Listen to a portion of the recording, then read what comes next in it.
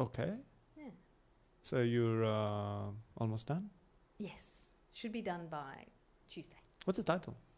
The New Teenage. The New Teenage. And it's parenting. What else did you write, like, before this? I've written a book on motherhood and 5 books on relationships. Okay. Yeah. So you are specialized Well, on that's my relationships. that's my passion. I have a question that I wanted to ask you, and I might go on a bit of a rant here, but interrupt me anytime. So I guess my question is, I was listening to a speech given by Hélène de Botton about love in general, and at some point he was talking about polyamory, and his point was, I think his whole speech was against the concept of romanticism, but at the same time he was saying that polyamory feels like a way for people to escape reality and avoid commitment, and it feels like a fairy tale that we like to tell ourselves to find solutions, not to face real problems. And then he was like saying again, like, oh, it works for some people but not for everybody. And then he says like, oh, even like maybe it seems that it's working but it's not. And I have a whole different perspective on relationships compared to most people, and the very basic question is, what do you think about polyamory? I agree with Alain in that it definitely, I see a handful of couples at any one time who are poly, Okay. and I find the same issues arise. Okay. You know, so often what I see is you've got the core couple who come along for couple counselling, and they just announce that they're poly, so they have different partners as well, and then they come back together, and a lot of them think that the core relationship still needs to be very stable to be able to support that poly lifestyle. Yes. So you can see then where it often in my office goes wrong, in that the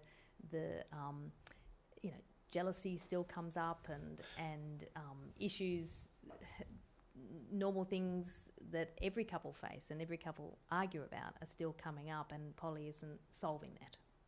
No, it's obviously it's not. Why do you think? What should polyamory fix in that sense? Like, what's the expectation? Most the poly couples who see me, they think that it will, their view, and this is I'm only talking about a small sample in my office over 30 years, you know. So Okay. I can't speak for everyone, but It's not that common anyway. no, but still, you know, it's not the majority of couples I see. So, Yeah. So what they say to me is they believe it will help their commitment, because if they have to be monogamous and they want to explore other partners and sexually, then they feel trapped within that monogamous relationship. So that part of it, that part of commitment, which means just having you for the rest of my life, they don't want that. Well, it can sound scary, but it could be a problem with commitment, or it could be triggered by many other factors. I But think. can I just say, most of the couples that I have seen, I'm trying to think of an exception to this, they have all been committed to their partner, Okay. so that they're committed. So Oh, that's good. So they're not. I don't see them as commitment phobic or not wanting the commitment. It's purely they also believe in, you know, that they want to explore other sexual partners. That's all. But they don't fall in love or commit to any other partner.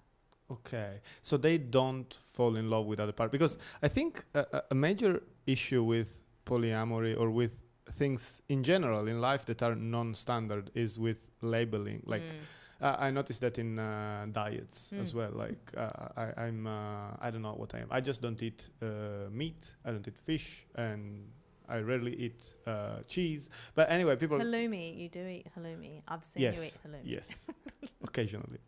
But I've been vegan for a while, but I did still eat honey, so I'm not like a pure vegan. Like, and anyway, people tell me like, oh, so you're vegan, and I go like, no, I eat eggs, and they go like, oh, okay, so you're vegetarian. No, you're a ovo vegetarian or whatever. Like there is this need. People have this need to have a label to name every single like all of different nuances, and I think that there is a bit of a problem there because you cannot like just label everything. It's diminishing. So why do you think people do that? Why do you think people are often happy with labels? Because it makes things easier. Yeah. But is it healthy? No. Okay. No, I think labels. Yeah, no, I don't think it is. I think a lot of people like labels because I think a lot of us often question our own decisions, our own outlook on like. And when someone has a different way of doing things, we compare ourselves and we start thinking, oh, that sounds quite good. Should I be doing that? And so, but if we can whack a label on them, then we can say, oh, that's okay. They're vegan, so that of course that's how they do it. So that's okay. I'm okay. So it's this constant. I call it the Lindy Chamberlain effect. I don't know if you know that? Lindy Chamberlain, dreadful case that happened in Australia, where a dingo took and killed a baby, Azaria, under Uluru, Ayers Rock, and the baby died. Yeah, they didn't find the baby. Oh. And it was absolutely tragic because the mother was charged and found guilty and sent to prison. Because she was not being careful of like... No, it wasn't. No. She didn't do it. The dingo did, but she was falsely imprisoned. Oh. She was falsely imprisoned and she was released many years later after a lot of... So a very tragic case in so many levels. But at the time, a lot of Australians believed she was guilty. And that may... How did they prove that she was not? If the baby was never found? Oh, there was so much evidence. It was all based on... I mean, I'm not a lawyer, so I don't really... But know the ins and outs. But we all followed it here. It was horrendous. But it was because there was blood found. They found a little matinee jacket, a little baby jacket, and that had blood on it. And there was some in the car. So it was all circumstantial evidence that was proved wrong. But it was... Anyway. But my point is that at the time, a lot of Australians believed she was guilty. Sometimes people say because they couldn't relate to the way she was in the witness box. She was didn't show much affect, much emotion, so people assumed the guilt. But my view was that I think a lot of people would... So you thought you'd go on a rant, but here I am. No, please do. A lot of people, it sounds strange, but are more comfortable with the idea that mother killed that baby rather than some horrendous random act. Because if it was a random act like a dingo... It could happen to anyone. That's right. That could happen to me. And that's scarier. That's scarier. So the horrible thought... And so the horrible thought of a mother killing a child in some people's mind was easier to cope with than a random act that could happen to me. Also, people have tendencies to like believe in conspiracies and all of that. They do, but this coming back to the labelling. Yes. You know, if somebody is diagnosed with lung cancer, people, you know, that's terrible. But people's first question, did they smoke? And if they didn't smoke, what do you mean they didn't smoke? That then no longer, that's suddenly very serious now. Yes. Yeah, it gets scary because it could happen to me. That's right. Yeah. That's right. So again, getting back to the labels, that's why I think in some cases people are comfortable labelling because then everything has its place and then I know. It's a comfort zone. Yeah. So what do you think the label for... Because, okay, let's accept for a moment the labeling serves like a good purpose. Then the problem is that everyone has to agree on the label in order to be effective or useful. In the polyamory case, I'm not sure that everyone has the same understanding of what polyamory means. And my point is like, rather than saying I'm polyamorous, I would say, okay, a relationship for me works this way, and then I go on a rant. But most people would rather avoid that because the more you talk, the more you might create problems. So if they can go just like, I'm polyamorous, oh, me too, that's gonna work. It's just safer and easier and faster. But what's the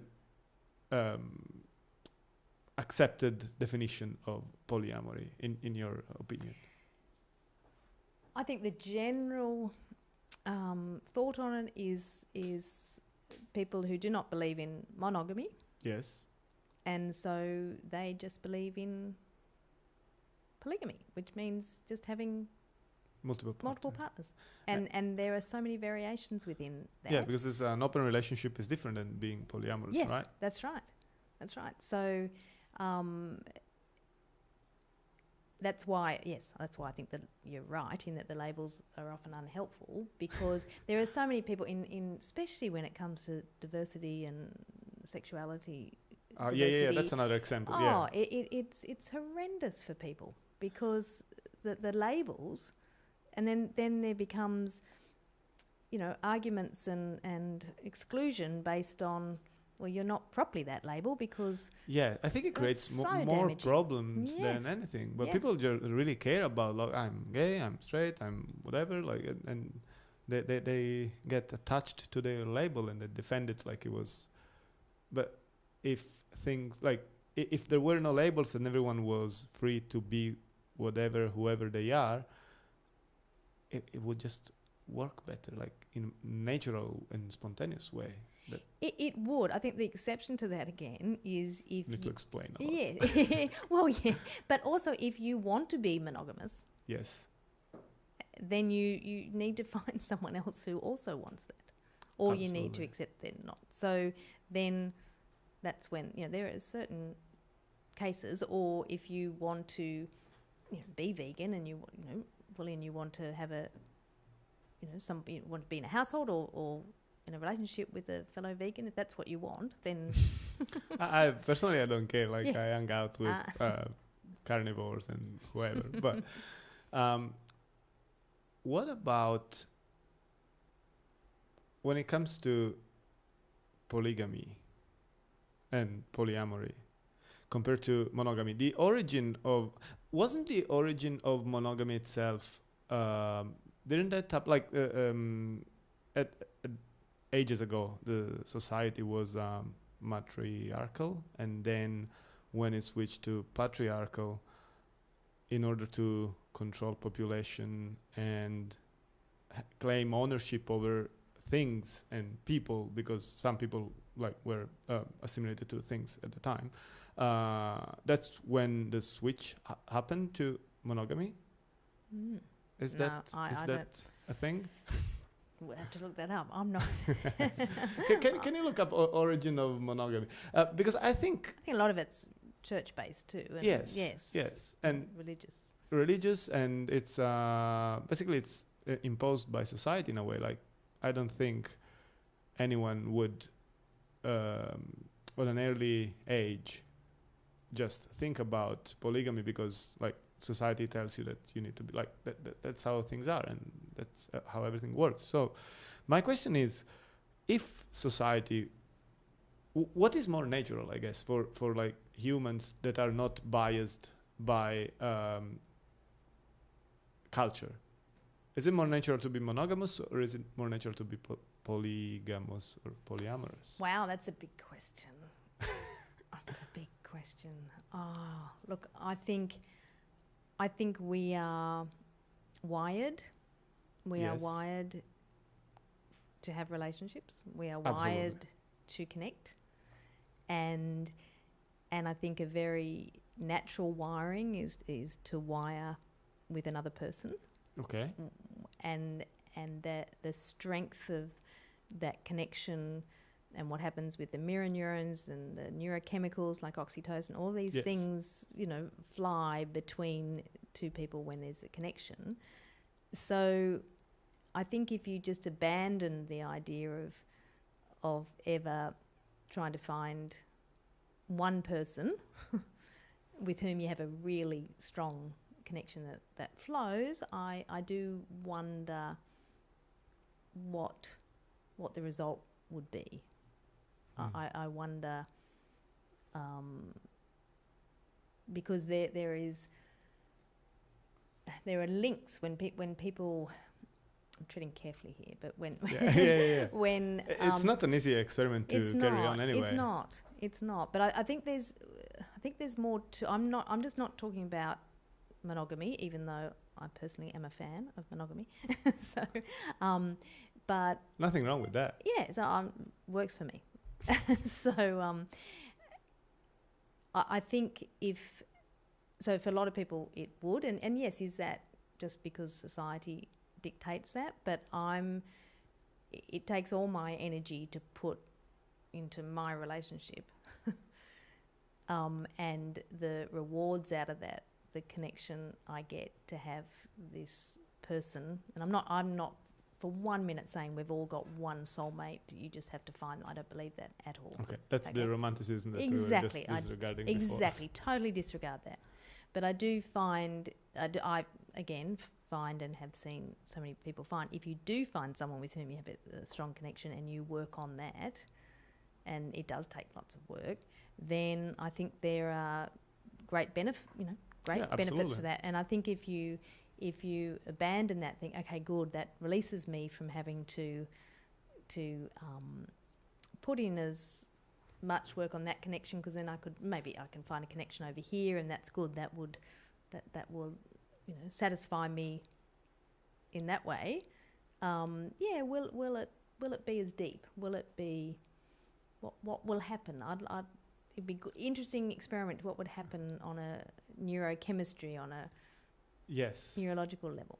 I believe that, like, when we say love itself, it's basically a chemical reaction that happens in our brain and compels us to, I don't know, breed or breed, or at least to connect to another person. But my point is, since it's a chemical reaction and everything happens within us, that is not finite.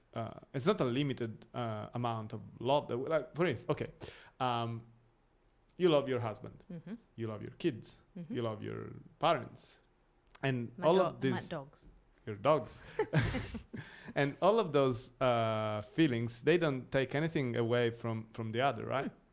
So why is not possible to love someone in a romantic way, like more than someone in a romantic way, the same way I love my mom, my dad, my sister, my partner, my other partner, and my dog? I think it's definitely possible to love more than one person at the same time. Okay, and definitely even another partner. I definitely believe that's true. But to me, the difference is, yes, my parents, my kids, my partner, but the love, as you say, there's love for all of them. Yes. But it's a different relationship with all of them. Ah, absolutely. Yes. So I, having not experienced it, wouldn't know how to. I can do, you know what I mean. I can love my children the way I love my children, because that's a mother to children and daughter and sister and friend, and I can do all that to multiple. And if you have more children, you don't love the one that you already had less or more. No. No, I don't. But yes,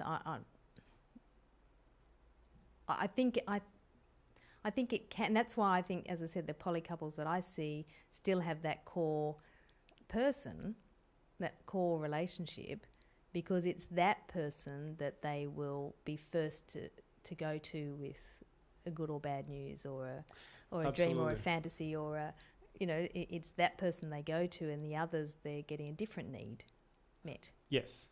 So that's what I'm trying to. That's what I can't understand how I juggle. If I'm very upset about something or excited about it, I want to tell my partner first. So if you had multiple, I just, who's going to get the news?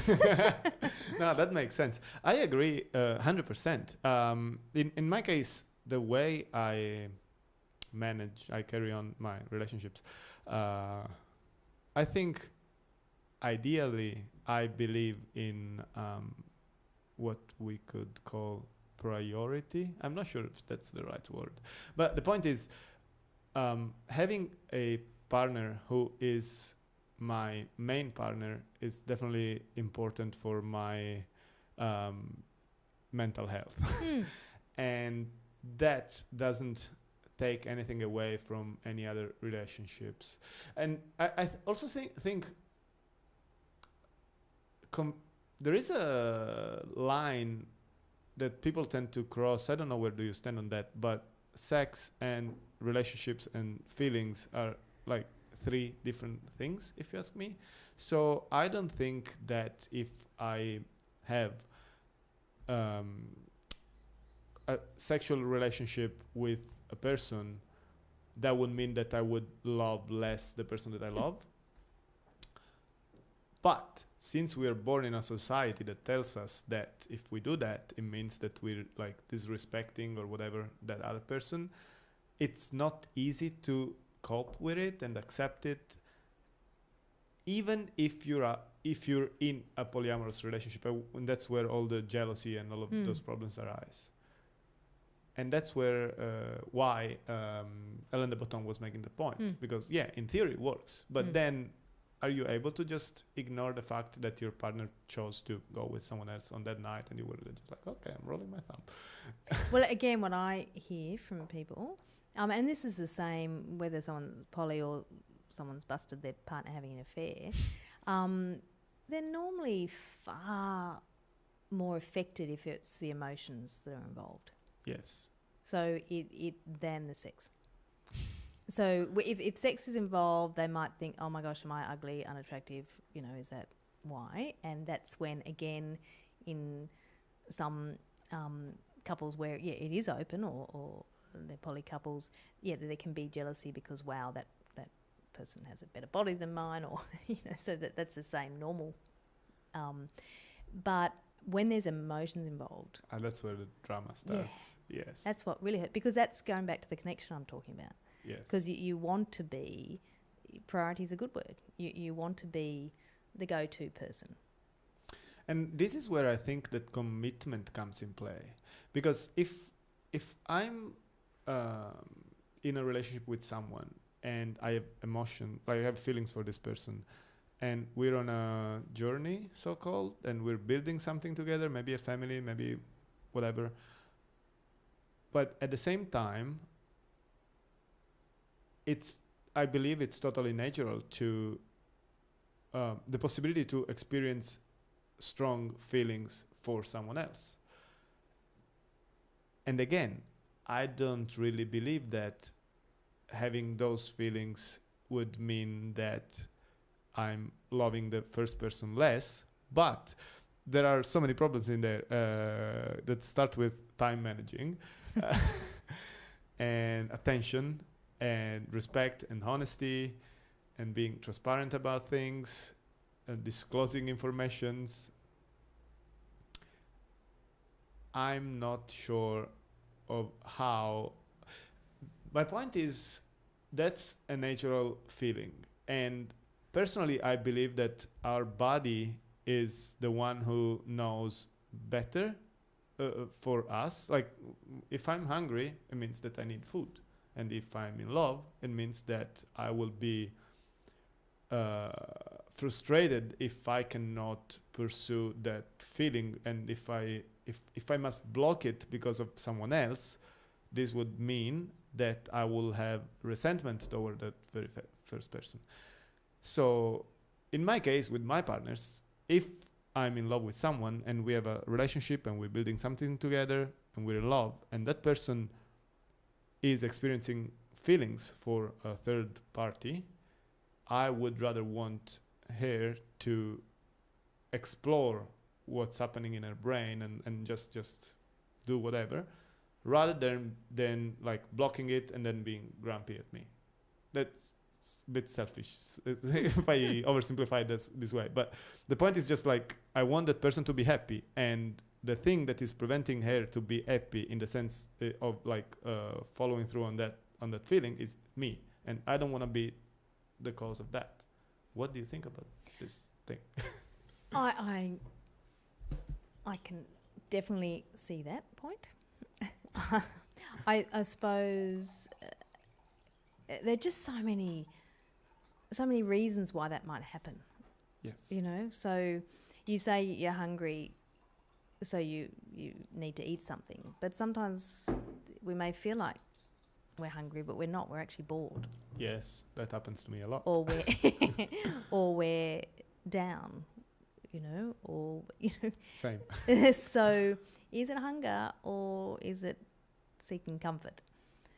So to me, you'd also want to be careful that if you just responded every time that I have feelings for this person, I'm going to explore that.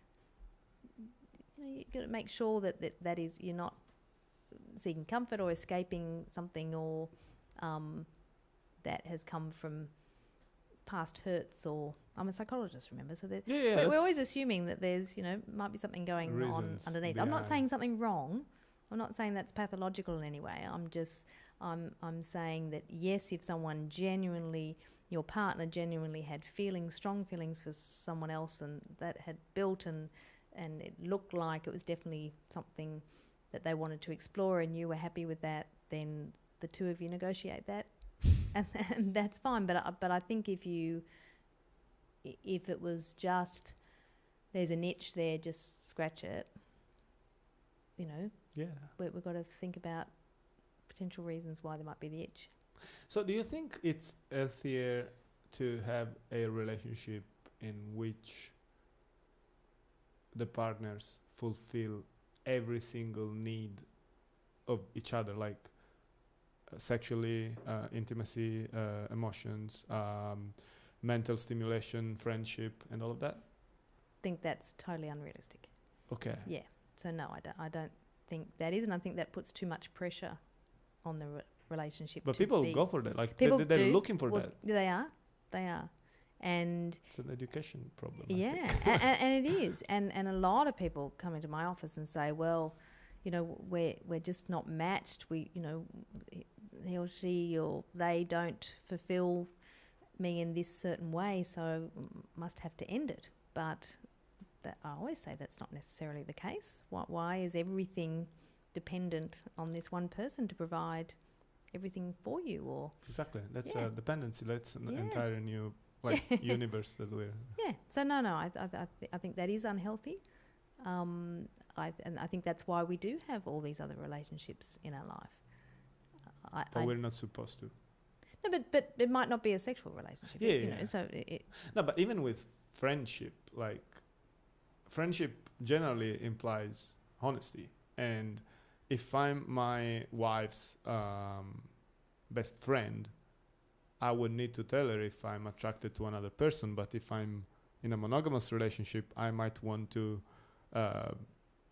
like hide that information. Like, yeah. So yeah, and the hiding does a lot of damage. I know.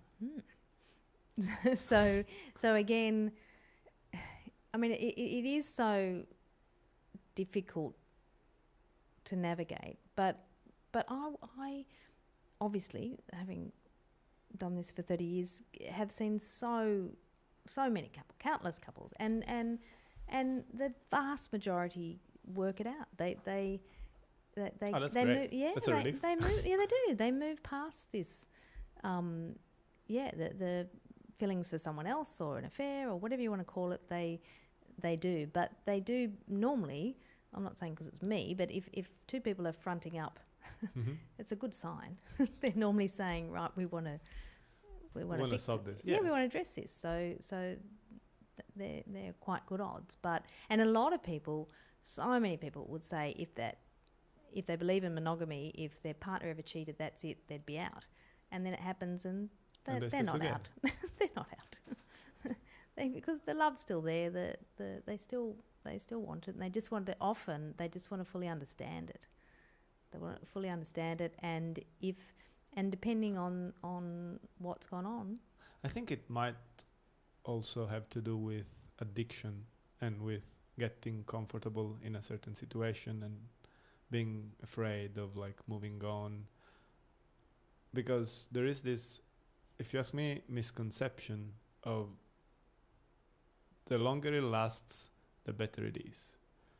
I don't buy the forever thing. I believe that everything in life, not just relationships, but in general, everything that happens to us is an experience that we can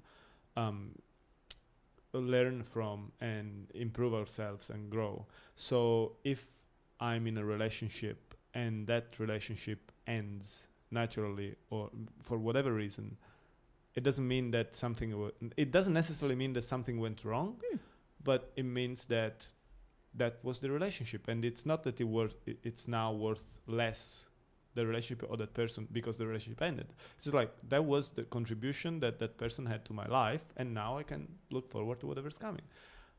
So again, monogamy, I think, also includes this we need to be together forever bit. That doesn't really convince me.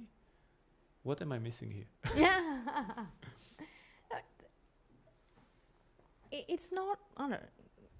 You'd have so many people who agree with you, and what you just said, I think. Where are they?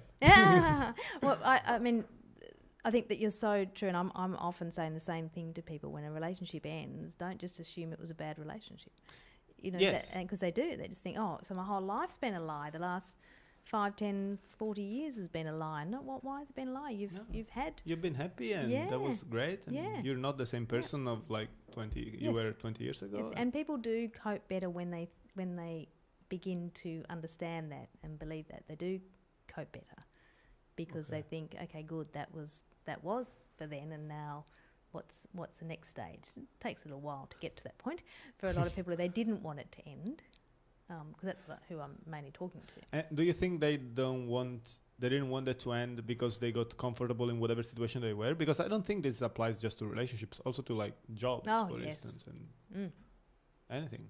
Oh yes, there's this horrible mantra that so many people, which is the devil I know. Habits. Well, they're just saying, I'm going to stay with the devil I know, which means, which is, what a horrible way to live. If it's the devil, that's the devil. You need to get out of there. So don't stay with the devil you know, just in case the next devil's worse. That's crazy. But a lot of people do that with jobs and relationships, sure. Because it's painful to get to know a new devil. And it's a risk. It's scary. It's scary if they had the dream of forever, and then now it's not. But don't you think that all of that, like the forever and the one and all of that, are like an educational problem? Like if people, I'm not saying that those things are wrong, and I'm not saying that they're unachievable or that they shouldn't exist. They work for some people, and some people might be looking for something else, and then they end up like in relationship that last forever. And it's just like, seems to me that from our education, what we learn is that that's the only option.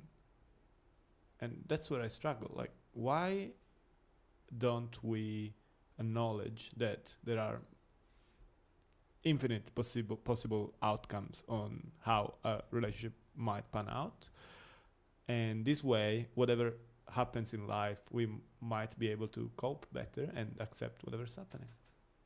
I think would be a very healthy addition to the education. I'm not talking about Australia. Italy is even worse than that. Oh, really? Yeah. Yeah. No. I mean, in my experience. I think there is a shift. I think people are, generally speaking, people are exploring more options, more versions. They're creating their own way of living. I think they are, but again, we come back to the label where we started, where they might not be promoting it or sharing. I hear a lot in my office, but they might not be promoting it because they fear getting judged. Yeah. They fear. But with a label, it's even easier to get judged. Yeah. If you think about, was it in Greece, like in old Greece, that there was no word for gay, but everyone was bi, basically, like, and there was like when people were saying my partner or having sexual relationship, it could have meant like anyone, and there was no judging on that because that's it's much like better. part of the society. Yeah. Isn't it? That would be much better. Why do we need this kind of labels that make us like? We don't. We don't need them. We don't need them. We don't need them, and it's yeah. I think it is dangerous. Back to the label, which is not probably on the topic you want, but I think when labels do come in is when you are trying to, you know, if you've got a rash. Yes. It's good to have a label. Absolutely. On what that rash is. Yes. You know, if you've got, you know, any sort of illness or mental illness, sometimes it really helps to have, it's not a label, it's more of a diagnosis. Well, ways to simplify and then like communicate faster. Yeah, but the main purpose is for the treatment. Yes. So labels to me are helpful when it's about for treatment, say for a rash or mental illness or physical illness, but when you're talking about sexuality, that's there's no need for treatment or help. So labels are completely irrelevant. Exactly my point. What about kids? Have you ever done any research into the concept of like raising kids in communities rather than, are you familiar with like communities that raise kids together instead of like having like a father and mother figure? What do you think about that? Well, I think what we are finding is that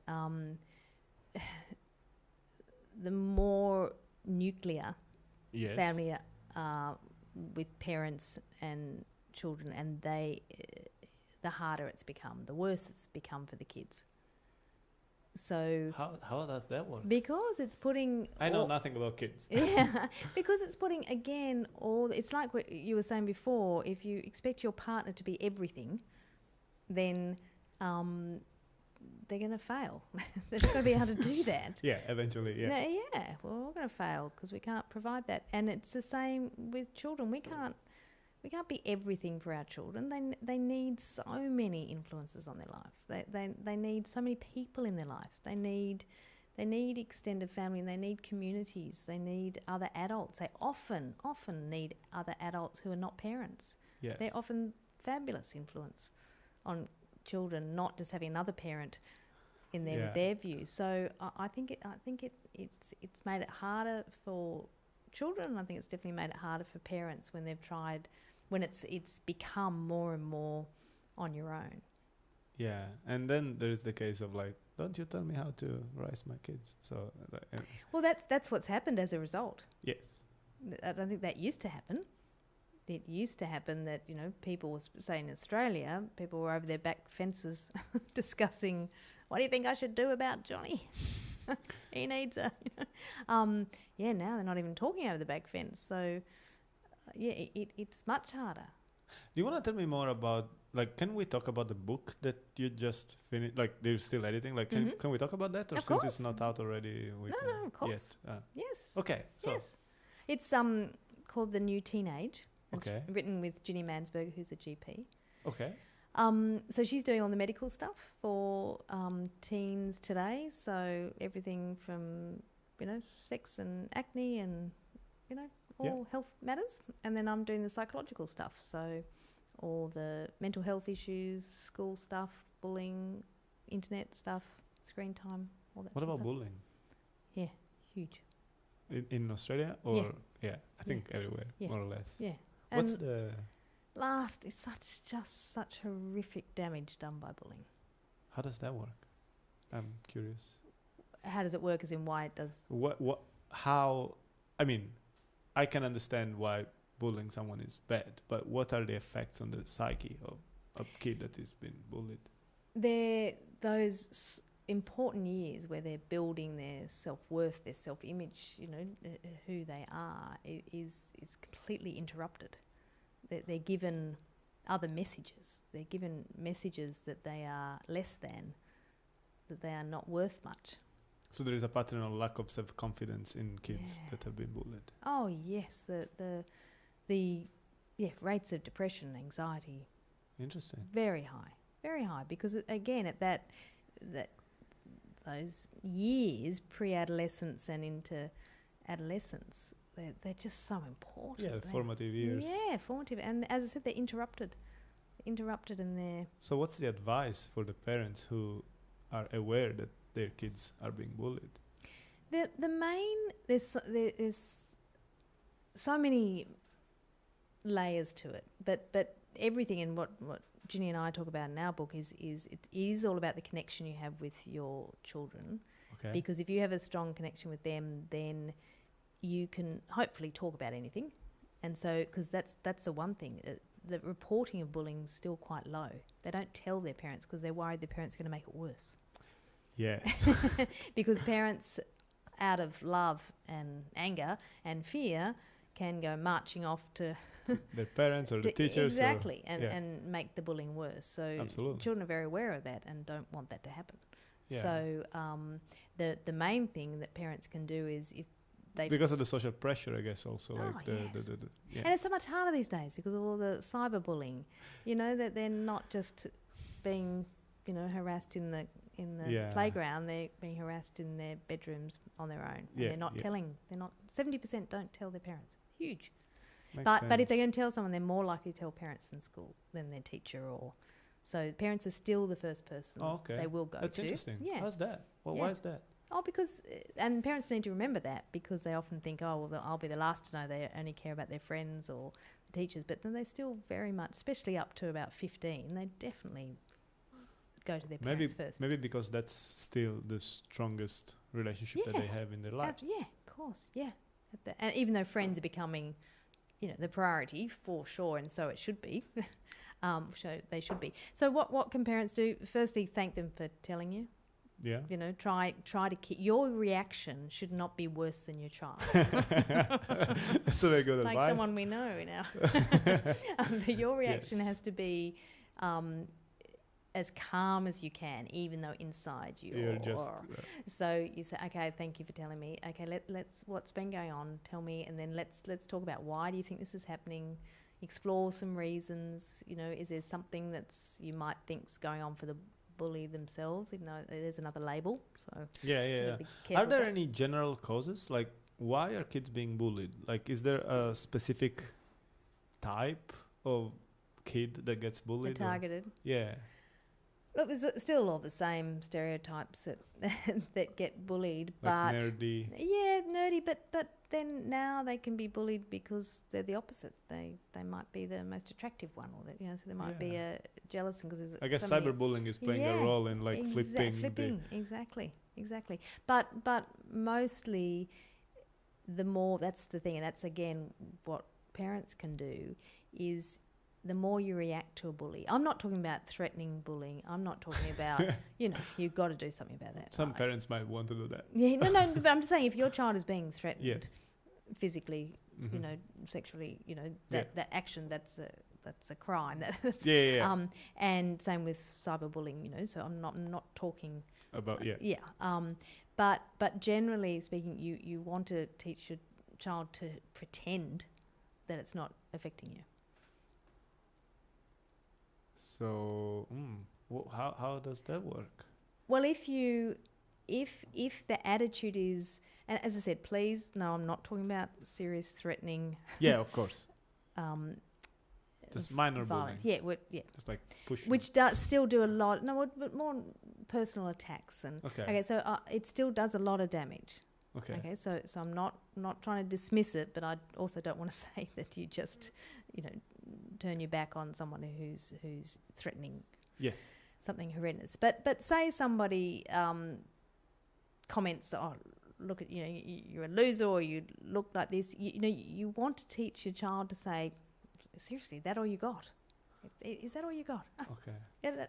Teaching them how to be like self-confident, basically. Well, self-confident, just to not, because a bully relies on you being upset, on you being scared, on you being affected by it. Yes. If you're super insecure, then there is ground for them to like keep attacking you. Yeah. Makes Whereas so again, for the minor bullying, you can, and that's why it's really good. It sounds so daggy, but role playing at home. Okay, well, why don't you say? Yeah, that might not work sometimes because of many reasons. Yeah. Starting from the lingo, like the language. The other thing Parents it's might really important to help a child is to understand that there's a reason why the bullying is going on.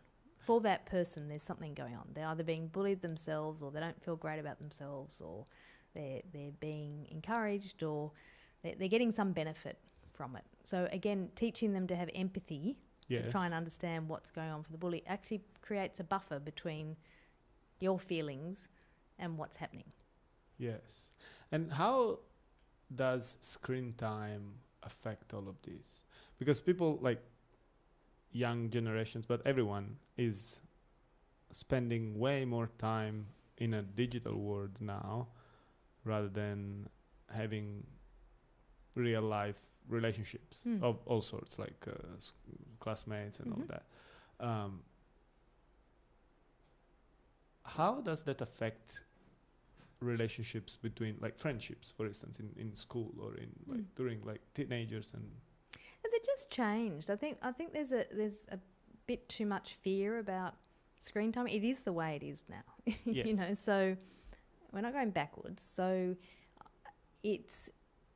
we still want to encourage face to face and being with people, but they are connecting with their friends online. They are, through those messages and texts and sending things to each other. They're feeling as connected as we ever did as children with our friends. I think if they only talk to strangers online, there are some kids who will play online games and they're just talking to people they don't know. They've got their online friends. I think they still feel connected to them, but most of the time they are talking to their actual friends, and they're laughing with each other. They're connecting and they're organising to meet up. So I think there's and when they meet up, they're still on their phones talking to other friends. Exactly, but they're still connecting. Yes, they're still friends. I think again, the tech itself is not the problem. Yeah, and it's like when people with online gaming, it's a huge problem, but it's the gaming that's problem, whether it's done online or that's the problem. I guess the accessibility to that is online game is much more accessible.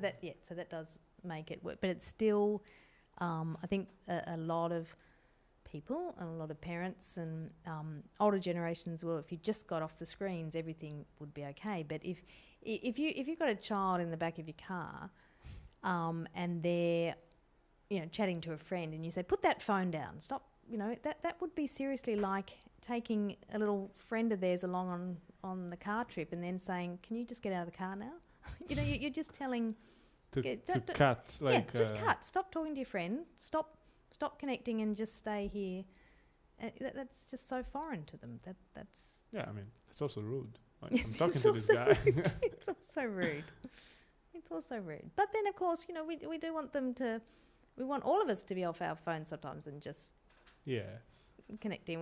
We want them to be outside and we want them to do. But I think too many people are just going, right, what's the limit? Okay, 2 hours screen time a day. We'll just keep it to that, and then that will make everything okay. But that's not the answer. Yeah, I don't believe screen time is the main issue here. I mean, it's what you do with that. I mean, if you're playing Candy Crush for 12 hours a day, then not so good. Maybe not so good. Yeah, but if you're actually my main skill is networking, and it is super.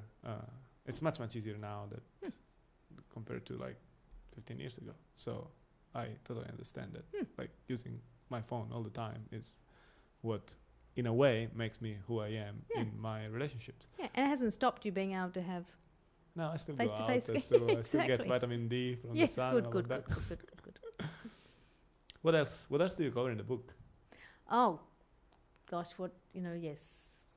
I think there's a lot of pressure on kids these days so much pressure. They're really feeling it. To do well, they're They're feeling a lot of pressure to do academically really well, to get a good job, to be able to, follow that cliche and, get a house and have a family, and they're feeling a pressure at a very young age. And this is all across the spectrum, regardless the Socio-economic.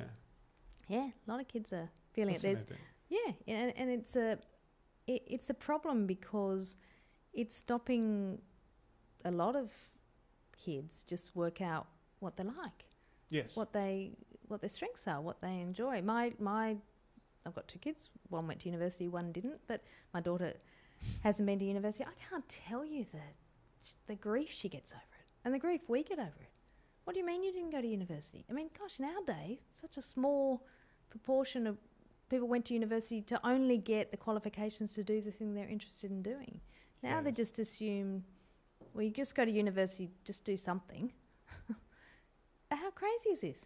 I'm not sure. I think there is value in university, but the value is not the piece of paper. Again, it's the network of people that you connect with if you want to enter a certain industry. If you need that for certain, but it's an expensive way to I mean, network. if you want to be a doctor, you kind of need to go to university. Yeah, of course, that's what I mean. And that's how it used to be. You want to be a doctor, you go to university. But now... But even if you want to work in, finance on a certain level or in films, I think university might be the best starting point. Not because of what you're going to learn, because if you're smart enough, you can actually learn even more without going, I believe. But you won't have access to a certain industry and a certain circle of people that might facilitate your career. And there are plenty of examples of that. But if the young people are just thinking, all I have to do is get into university. Yes. And they're not thinking about, what do I enjoy? Oh, that consumes you. Yeah. And plus they're feeling the pressure, plus they're feeling like they have to compete with their peers because it feels like, okay, there's only certain spots. So that can't, that's not good for them. Are there any universities that have a limited number of people that can access a specific course or class? Yeah, there's limits. There's limits. Okay, so the competition starts even before you actually enter university. Yes. That's not good. It's not good. And then add to that again here, there's league tables now for the schools, and I mean there's just more and more pressure on success, achievement, instead of purpose. And what's the healthier approach then? Like on the parent side, how should they, what should they teach their kids in order to avoid all of those complications? Do we have any questions? Not yet. That's good. That's good. It's always, yes. I think it's a combination. I think it's good to teach children the value of effort. Okay. So yeah, if you put effort into something and that pays off, and you complete something or enjoy doing it and get reward out of that effort, I think that's a really good life lesson. I think it's really good to help them have a wide range of experiences, so then they can work out what they do love, and we tend to love what we're good at. So steering them down that path, the combination of learning about the value of effort and learning what their passions are and what their strengths are.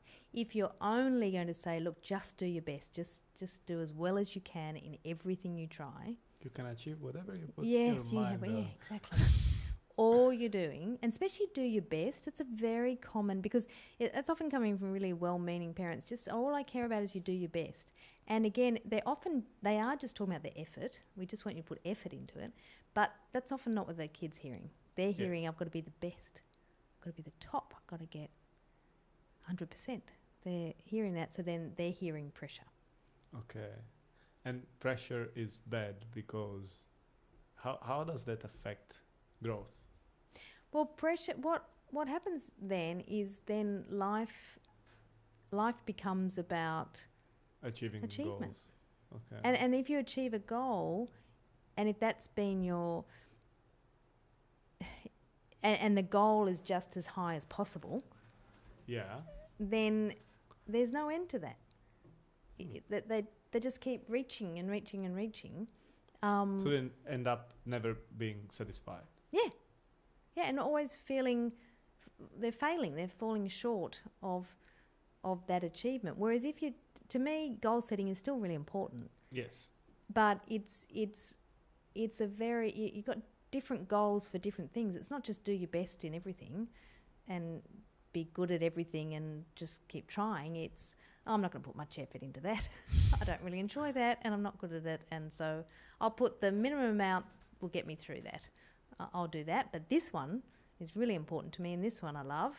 So I'm really going to pour more effort into that one, and this one I'm going to aim to achieve at this level, but this one I'm going to aim to this level, and this one I'm not going to worry about. That to me is a It sounds much healthier, or Yeah. at least less stressful. Is it possible that pressure plays a positive role under certain circumstances? we need a certain amount of pressure. Okay. There's the Yerkes-Dobson. It's like stress. Yeah, exactly. So you do need there is this big, like everything, a nice bell curve, and right in the middle of that curve we do perform at our peak. With no pressure, You're not going to achieve anything. no stress you won't, and too much you won't. What's the amount of stress that you need when you're writing your books, like to focus on your work? I just, Do you work better under pressure, or No. like you Oh, need to be relaxed? I just don't. Yeah, I don't find that hard because I'm writing. No, no.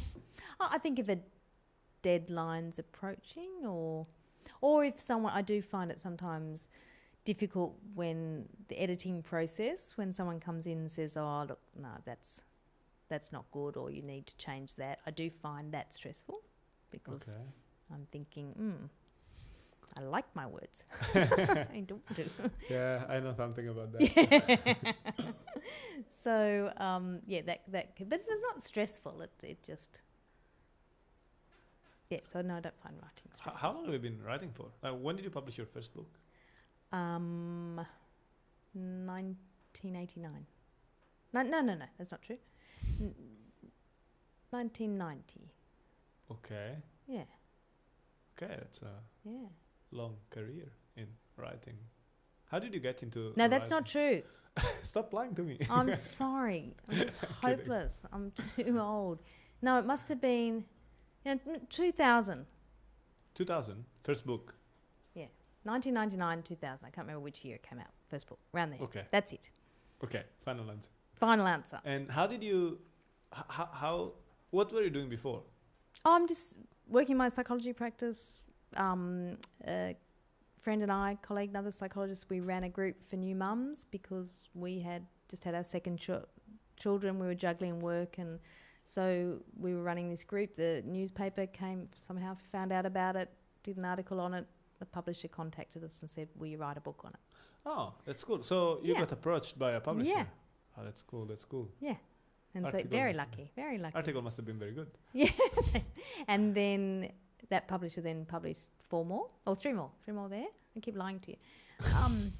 So long ago. And then, and then that led to a publicity tour, and then doing more on television and radio. And That's cool. So what the first book was about? Did they ask you to write on a specific topic, or were you free to? we were running a motherhood group.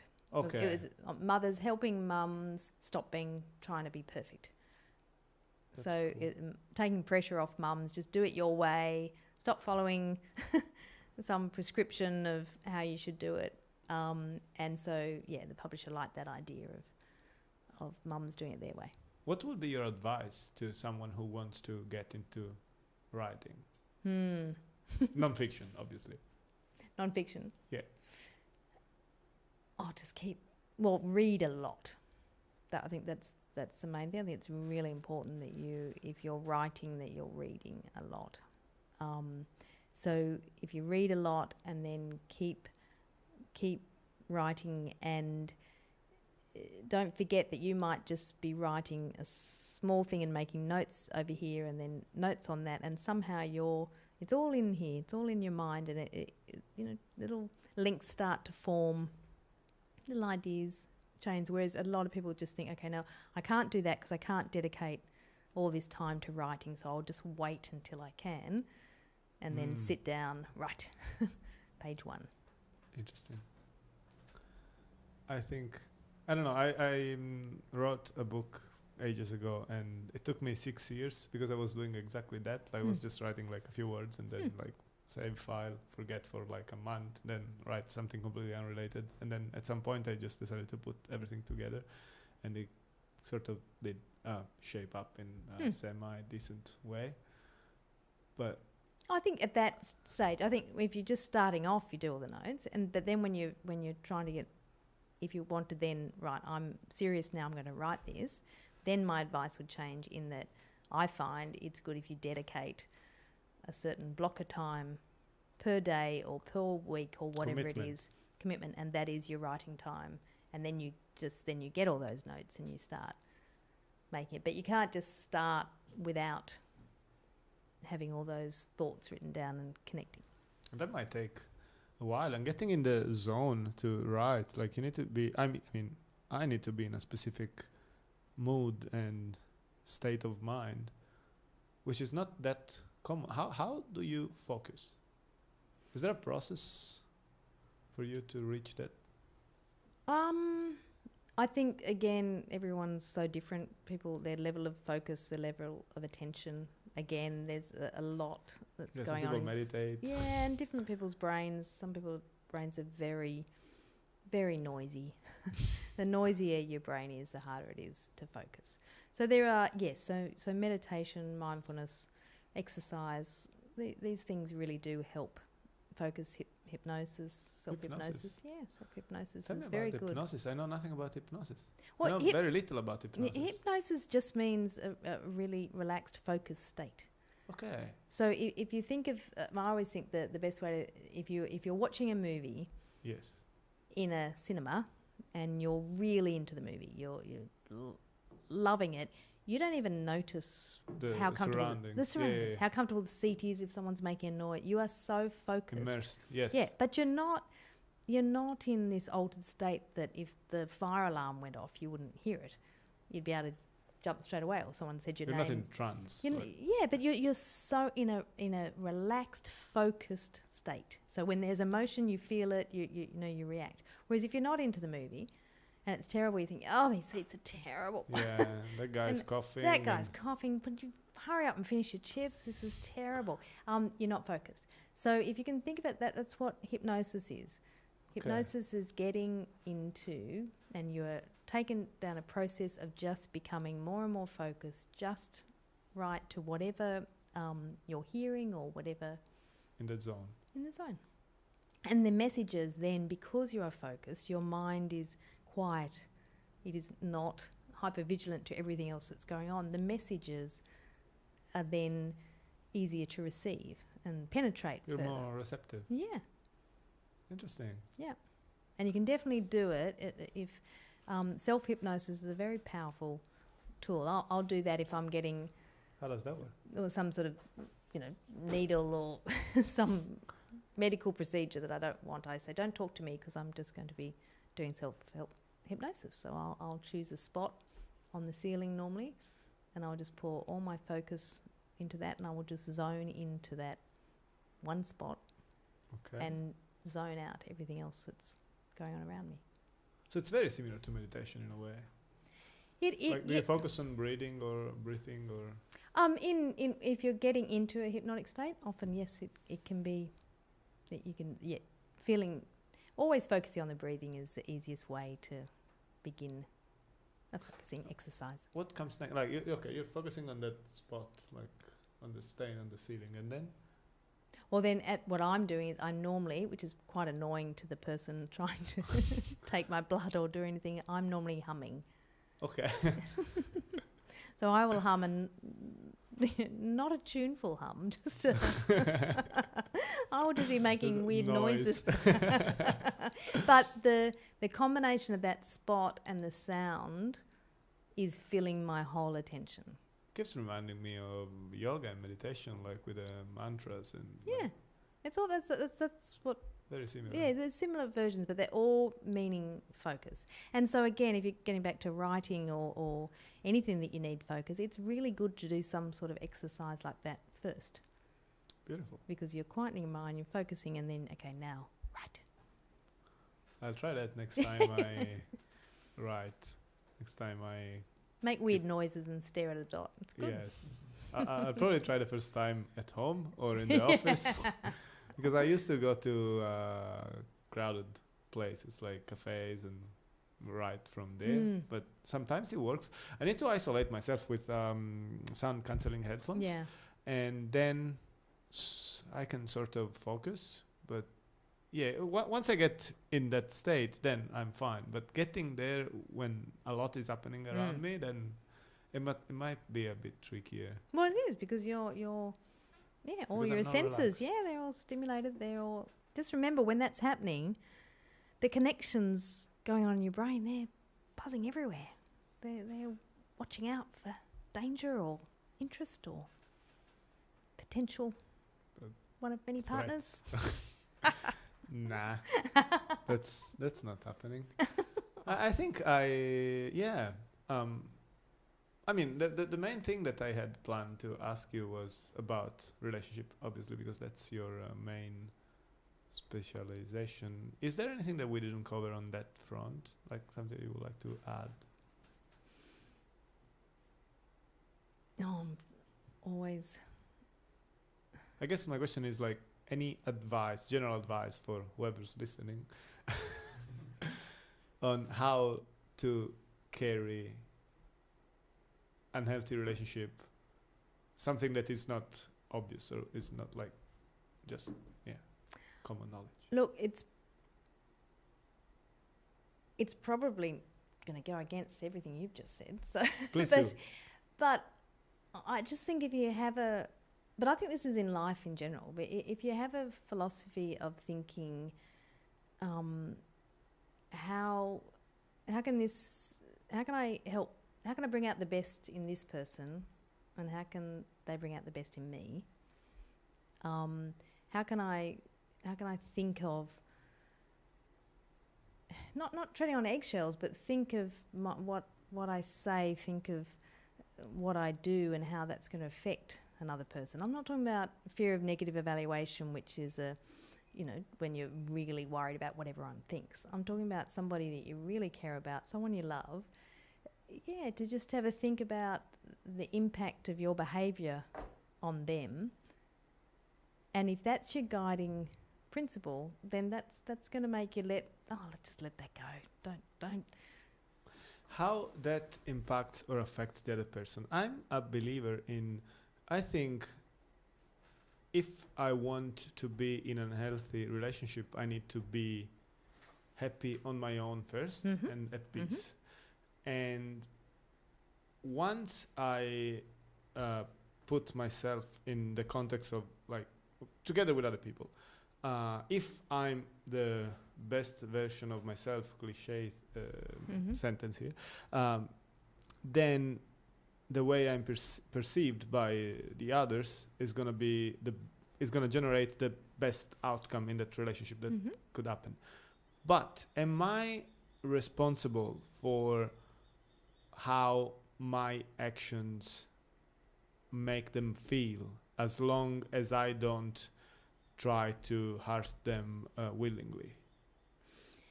You're not responsible for someone else's feelings, but I think that's part of a healthy relationship. As I said, whether it's a friendship or a working relationship or an intimate relationship, if you have empathy for them, if you know them, if you want the best for them and your relationship and yourself, all of that, then that becomes your guiding principle. So yeah, but maybe what is best for myself is not best for that person or those people. So how to prioritize. Well, that's what I was saying. If the combination, and that's what people go on about, compatibility, or how do you know whether this is a good relationship or a strong relationship, whether I should stay, whether I should go, and my answer is always the same. Are you bringing out the best in each other? So by being together, so it's not. I like that answer. Yeah, because you're not saying I'm putting you before me. You're just saying, does the combination of us, am I a better I don't need you. I'm perfectly a whole person, right? Yes. We're not two halves of one whole. We're two whole people. Yes. But together, for it to be We're working, to be strong, it's got to be mutually beneficial. You've got to be the best version of yourself. Absolutely. And if you find that in that relationship you are resentful, or you're jealous, or you're always angry, or then you're not the best version. you're not of the yourself. best version of yourself. Yeah. And I'm not saying you blame your partner, but that dynamic, you're not bringing out the best in each other. It's in a way, and I know how controversial I am saying that. I think that selfishness might be, in a way, unhealthier approach, because if I focus merely on myself and on improving who I am, and trying to be better, it means that all of my focus is on myself. So I'm being selfish in a way, but that means that what I'm giving to everyone else who is around me is the best version of myself. So I'm actually helping them, because they will have to deal with someone that is at his best. So is being selfish in that sense acceptable? And how does that work when you're just trying to focus on being a better person and ignoring other people's needs? well, If everyone was doing just this, if everyone was being selfish in this way on their own, then everyone would be fine, I guess. well, yeah, our connections might not be that strong. There's lack of empathy in all of that. Yeah, exactly. A little bit missing. Yep. Well, that's where, I know it's a label and it's just definition. Let's say definition. To me, to be selfish, you're not selfish if you're considering yourself and being the best version of yourself. Okay. That is not selfish. To be selfish, it has to be putting yourself first to the detriment of someone else. So somebody has to suffer in order for you to get what you want, in order to be selfish. And sometimes we have to do that. Sometimes we have to. Yeah. So sorry, I need to do this, and I know you're going to suffer, but that's what I need right now. To be selfless means you're putting everybody else first to your detriment. That's very unhealthy. That's very unhealthy. Yeah. So we don't want I to know people like that. Yeah, so we don't want to be either end. It's just there's a lot of room in the middle where all you're saying is, I matter too, you matter, and it doesn't have to be this right in the middle compromise. That's unrealistic. Yeah. But over the course of our time together, you want it to be, sometimes it's a little more my way, sometimes yours, but it evens out, and it's not always to the detriment of one, and often we can both win. Because it's not always easy to understand that's empathy in the end, but understanding what other people need is also, it's a skill. And maybe the ability to read people, it comes down to labeling again. I know that the person is selfish, or I know that the person is only cares about money, or whatever. So we're basically labeling people again in a way to help our ability to empathize with them. And that's, I think, one of the first things that people tend to ask when they meet new people is what do you do? And that's right away a way to just put them in a cage. In a box. Yep. Yeah. Yep. What do you think? Well, I just want to argue with you definition of empathy before. It might be wrong. Yeah, because I don't think I think yes, people label or generalize when they're trying to make sense of another person and cope with them, but true empathy means entering into the spirit of the other person. It means let me try and understand what's going on for you, given your personality and the situation you're in, that I might not be able to relate to at all. So let me just try and relate to what. So, and if you can't understand that, you can't have empathy, then you need more information. Tell me what's going on for you. That I can see you're really upset, but I'm just not sure why, and I'm not going to just label you as being sensitive or insecure or whatever. I'm actually going, please tell me what's going on in my attempt to have empathy for you, you know. So it's not in a dangerous search, let me quickly hurry up and find a box to put you in or a label to give you. But normally I know what would upset you, this person I know well. I know what would upset you because I know you, and I know why this situation has triggered that in you, that you can easily give empathy to that.